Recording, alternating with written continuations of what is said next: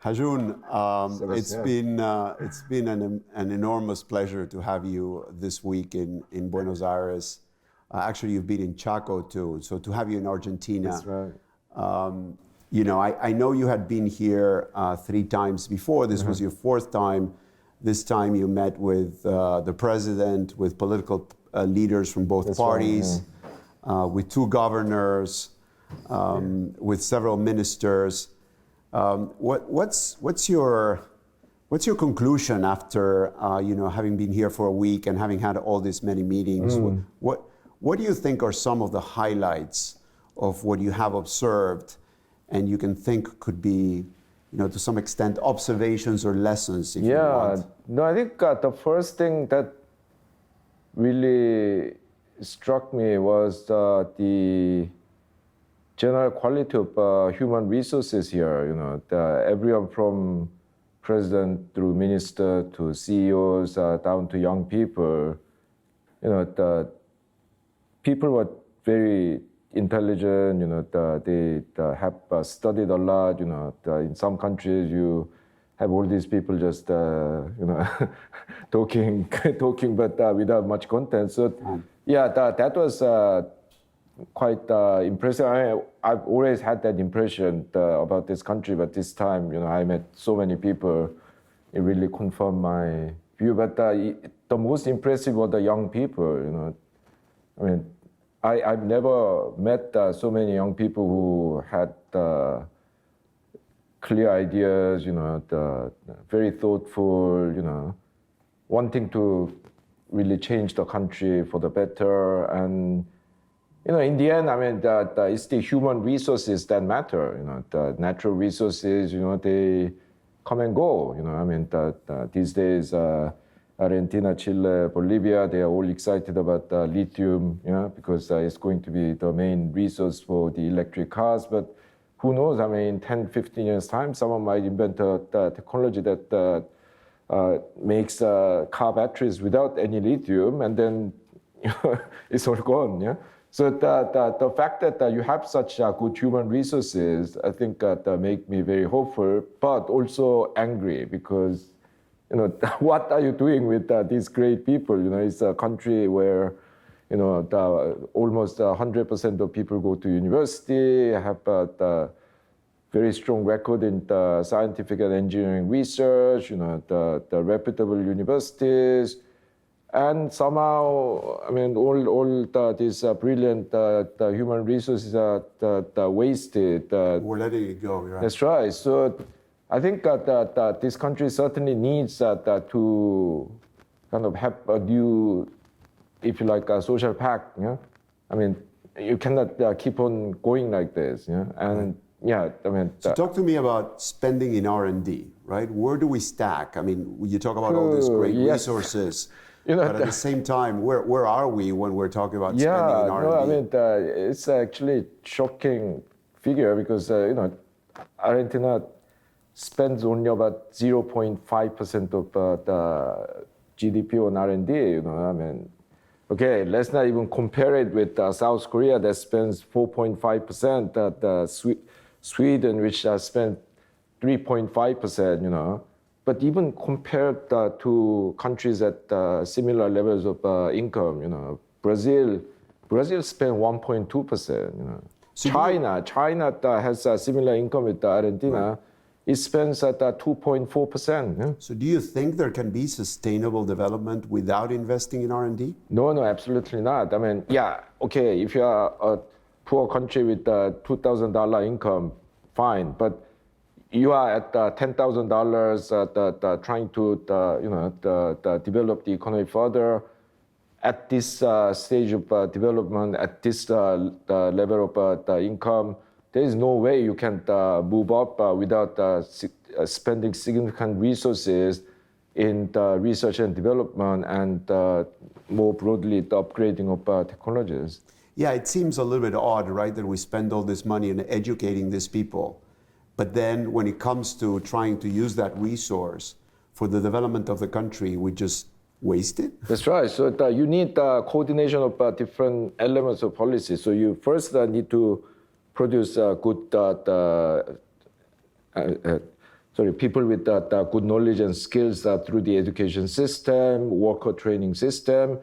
But these people need jobs. I mean, at the moment, since your industry is not growing, other than a bit of a software sector, all these the highly educated people are doing jobs that are not really in the line with what they know, what they can do. And in order to create these jobs, you need good industrial policy. In order to have a sustainable industrial policy, you need a good macroeconomic environment.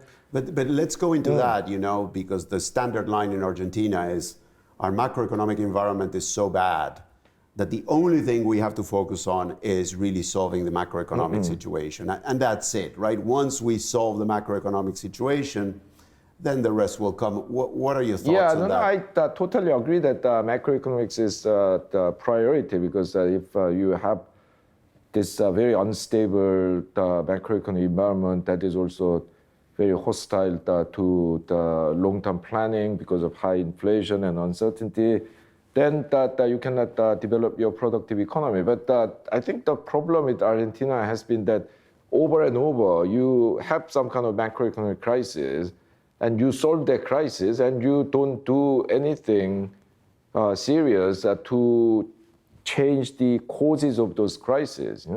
Because it's not the only reason, but one very important reason, probably the most important reason for Argentina's macroeconomic instability is the inability to generate enough export.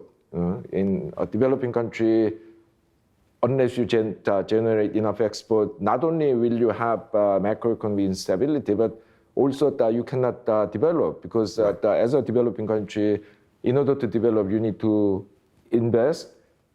And in order to invest, you need machines and technologies which you don't produce yourself. You need to import them. You need to import them.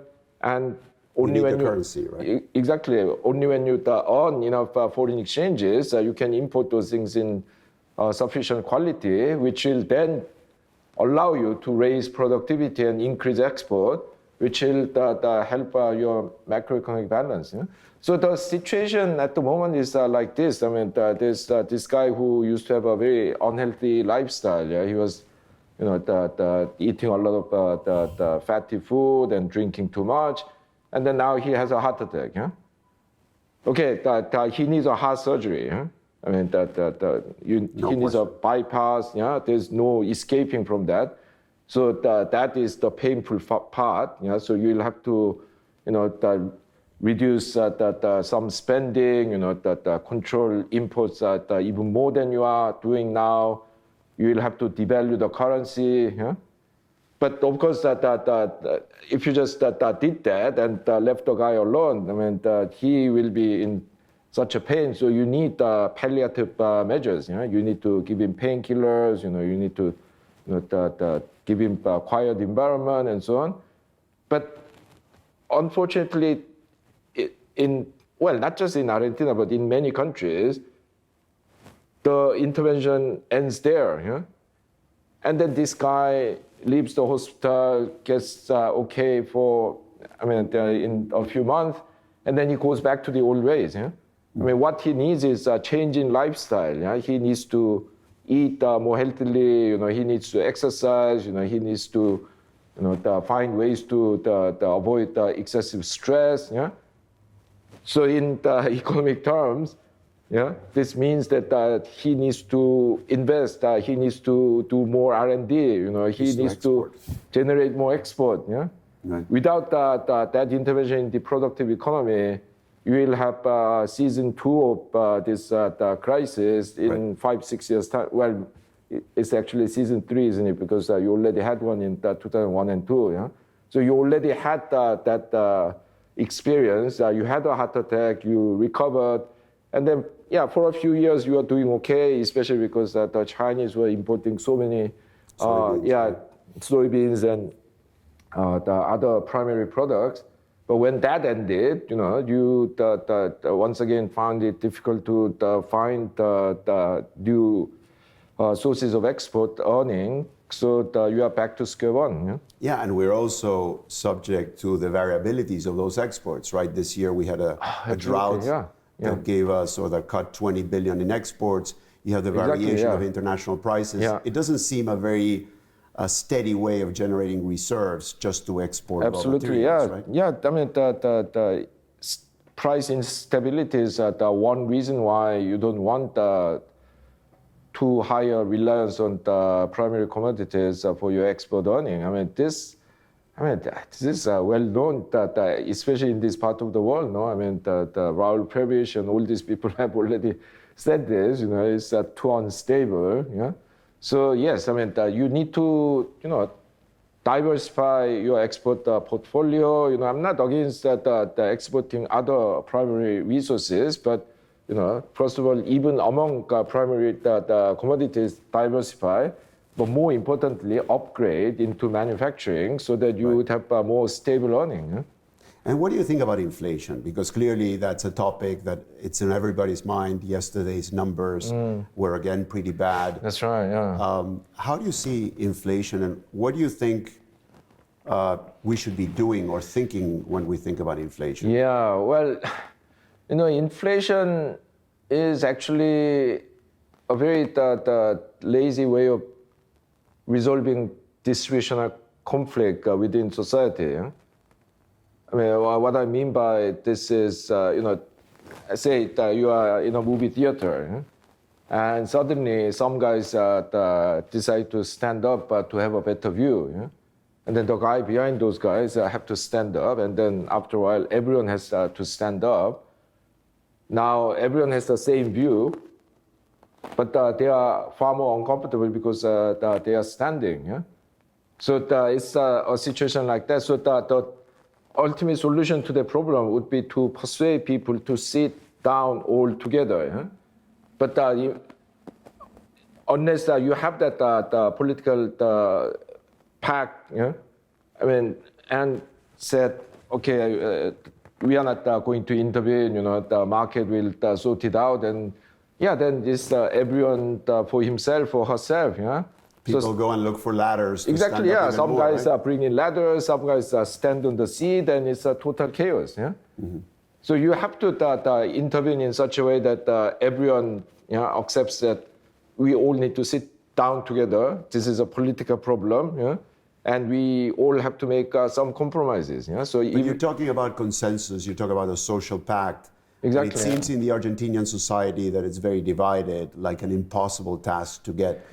Are there examples of countries that have gone through similar strife that managed to resolve it? Exactly. I mean, people think that countries with peaceful industrial relations, the social pact, I mean, they were always like that. But, it's not like that. You know, the one interesting example is Japan, which in the late 1950s and early 60s had far more the industrial strikes than the US and the UK, not to speak about Germany. Yeah? Because at the time, Japan had a very militant trade union led by the communists, and then the Japanese employers were like very, very narrow-minded. So for over a decade, I mean, there were continuous industrial disputes and so on. And then, I mean, after a while, these people realized this way we are all going to kind of go down together. So they didn't have a kind of grand national pact, but they started making compromises. So employers made concessions, created so-called lifetime employment for the core workers, increased company welfare, and then the unions that became more moderate, and then they started working together. You know, even more dramatic was the Swedish case, which in the 1920s had the worst industrial relations in the world, objectively measured by the number of days lost in industrial strikes per worker. So in the 20s, early 30s, I mean, the country had that huge conflict. I mean, the workers were going on strike all the time, and capitalists were shutting down factories, it was a whole mess, But then once again, after the Great Depression, they realized, okay, going like this, we are all going to go down the drain together. So in 1938, or was it 39, they had this social pact in which they both accepted each other's position and then struck compromises. So you need that. So what do you think? Obviously these days in Argentina, there's a lot of talk about dollarization, right? It's like, it's the magical solution that is going to solve all of our problems. We just dollarize the economy and that's the end of it. What do you think when you hear that? Well, I think if you want to adopt dollar as your official currency, you should apply to become a colony of the United States of America, because that's what it makes you, because this means that your macroeconomic policies will be written in Washington, D.C.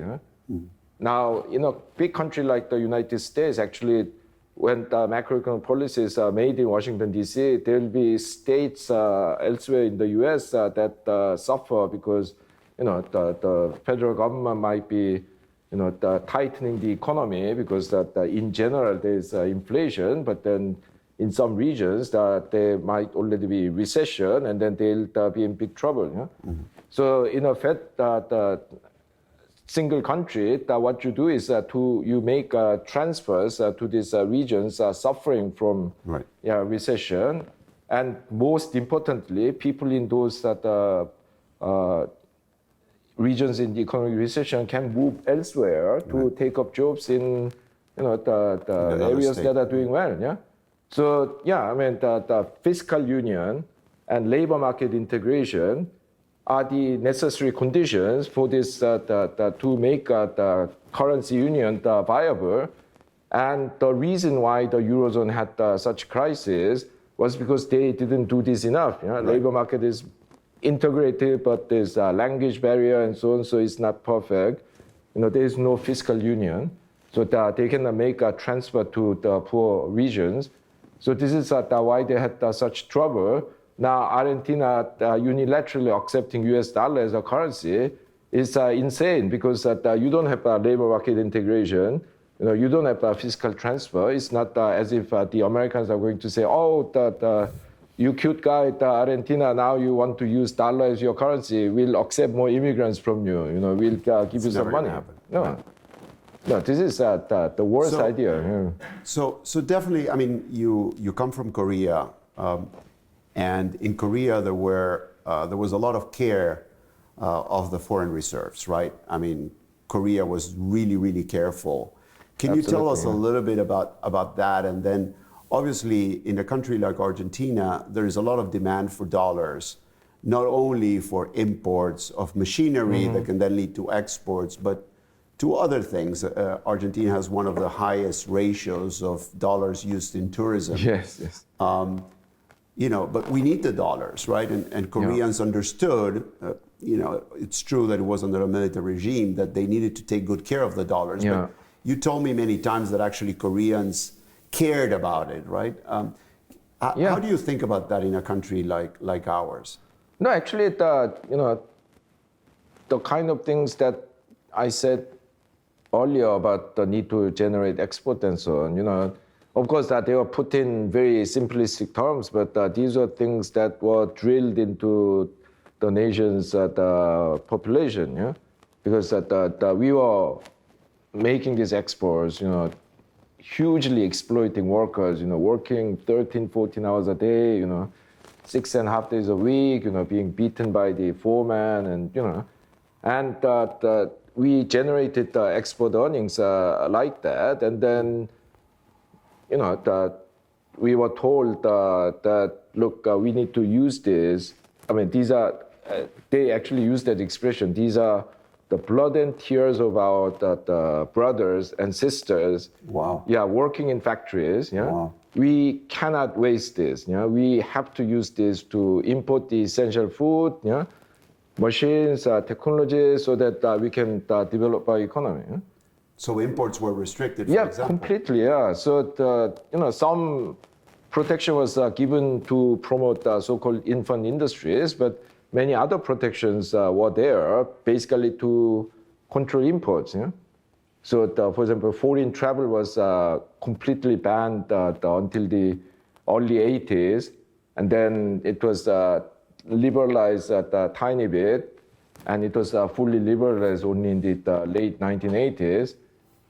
They restricted imports of luxury goods which included almost everything. The bananas were not allowed to be imported. But we had some bananas because we had these American army bases. Some people smuggled bananas out of them.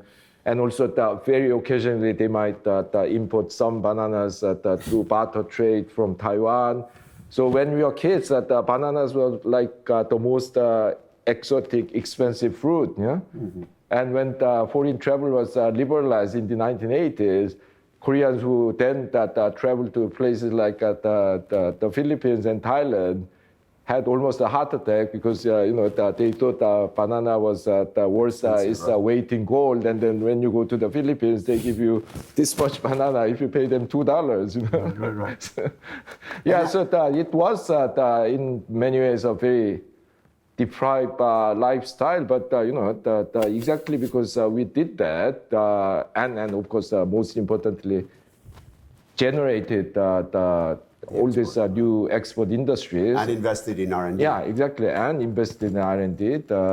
We could afford to, then become a nation that has no serious, the macroeconomic crisis. Well, we had one in the late 1980s due to mismanaged the financial market opening, but that's another story. Mm-hmm. And fundamentally, there's no worry about, are we going to earn enough money to pay our way? Is that our inflation going to go through the roof? So in Argentina, it seems like an impossibility to restrict foreign travel. We like to travel in Argentina. What do you think? Well, no, it's not just Argentina, but that in most Latin American countries, I've visited many countries, and in most Latin American countries, middle-class people think annual shopping trip to Miami is one of the basic human rights. So you have that kind of culture which makes it difficult to restrict people's foreign travel, luxury consumption. Of course, you cannot completely ban it. Sure. Travel is a good thing, I think, overall. So you don't have to do that, but you can restrict it a little bit. In the 1960s and 70s, the most European countries had very strict foreign exchange control, and I heard from older generation, the British people, that in those days you are allowed to take out like some very tiny amount, like 50 pounds per person. Which must be like 500-600 pounds in today's money. When they travel to a foreign country. Mm-hmm. So, that lots of countries have done that.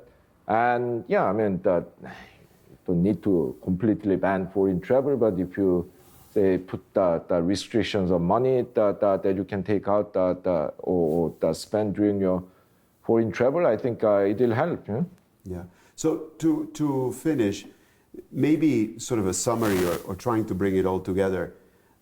Clearly, Korea, when it went through its development process, it had to use blood, sweat, and tears of its workers to generate those foreign reserves through exports and so forth.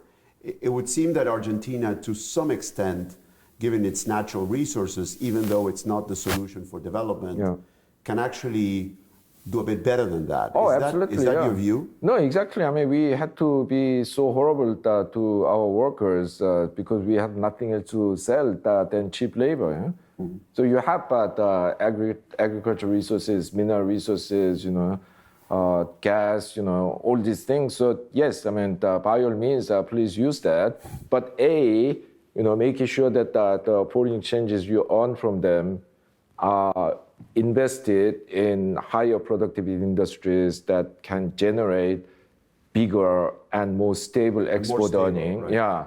And secondly, making sure that you also develop those industries with more intensive use of technologies. Agriculture, Argentina has relatively high-tech agriculture, but you will be surprised to hear that the second biggest exporter of agriculture in the world is not Brazil, not Argentina. Well, the first is the US, it's the Netherlands, because they do such high-tech, high-value agriculture. So why can't you aspire to be like that? Even in the natural resources, you have minerals, but rather than just sending lithium to Korea and China, why don't you build batteries? Right. The gas, you could try to develop the other chemical industries based on gas. So not only should you use these resources to develop better industries, even the natural resource-based industries need to be upgraded. So we need to be ambitious. Yeah, if you are told that you have to have this heart surgery, but forever you will now have to live a miserable life. You would be very depressed. You still have to do it, but there is another way. If you change your lifestyle, if you change your eating habit and so on, you can live healthy and even the better life, because you don't feel tired anymore, so often. And so doing this long-term oriented things that might make you a bit more uncomfortable in the short run, but when you do that, you will realize, why didn't I do it? So thank you, Ha-Joon, for coming to Argentina. We will miss you. I know you will miss us too. So No, hopefully absolutely, that means that we'll bring you back soon. Thank you. Thank you, Sebastián.